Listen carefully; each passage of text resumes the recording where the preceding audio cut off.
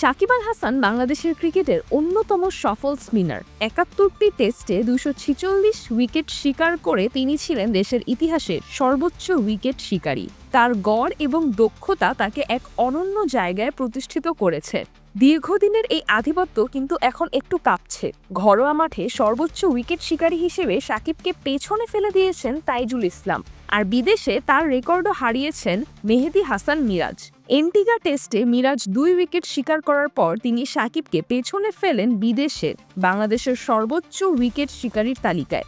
মিরাজ ২৫ টেস্টে ৮৫ উইকেট নিয়ে শীর্ষে। তার গড় ৪০.৬৯, যা তার উত্থানের পরিসংখ্যানকে আরও শক্তিশালী করেছে। মিরাজের হাতে ৮৫ উইকেট, যেখানে সাকিব শিকার করেছেন ৮৩। তবে মিরাজের গড় আরও ভালো, যা তার ক্রিকেটের দক্ষতা ও ভবিষ্যতের সম্ভাবনা প্রমাণ করে। সাকিব বনাম মিরাজ পরিসংখ্যানের তুলনা। সাকিব ৭১টি টেস্টে ২৪৬ উইকেট নিয়ে তার গড় করেছেন ৩১.৭২, যেখানে মিরাজ ২৫টি টেস্টে ৮৫টি উইকেট নিয়ে তার গড় করেছেন ৪০.৬৯।